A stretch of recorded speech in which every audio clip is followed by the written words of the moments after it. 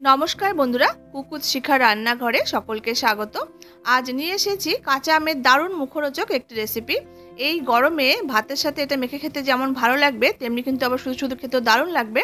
তো আশা করছি রেসিপিটি আপনাদের কাছে ভালো লাগবে। ভালো লাগলে কিন্তু অবশ্যই লাইক ও শেয়ার করবেন। আর আপনি যদি নতুন বন্ধু হয়ে থাকেন, অবশ্যই চ্যানেলটি সাবস্ক্রাইব করে সাথে থাকা অনুরোধ রইল।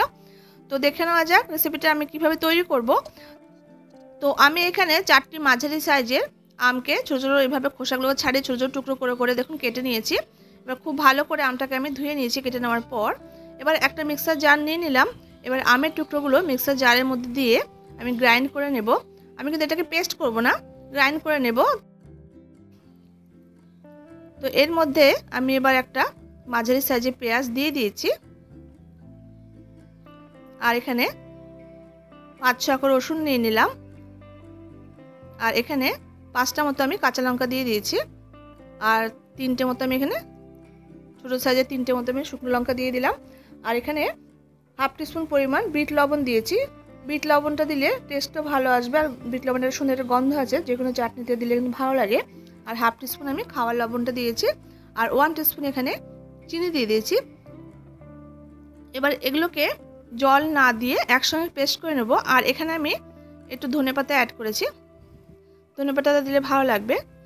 এবার এটাকে আমি পালস মুডে গ্রাইন্ড করে নেব, একদম কিন্তু পেস্ট করতে হবে না।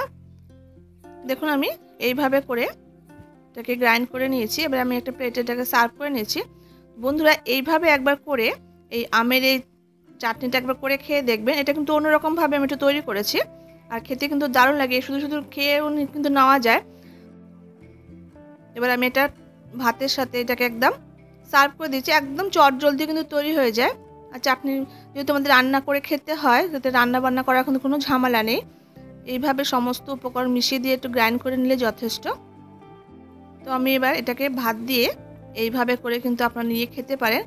খেতে কিন্তু দারুণ লাগে ভাতের পাতে, প্রথম পাতে। আর এখন যেহেতু গরমকাল, একটু টকটক যাতে খেতে ভালো লাগে আমাদের, তো এইভাবে করে কিন্তু একবার খেয়ে দেখতে পারেন। দুর্দান্ত কিন্তু খেতে লাগে। তো আশা করছি রেসিপিটা আপনাদের কাছে ভালো লেগেছে।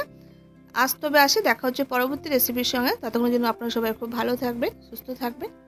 ধন্যবাদ।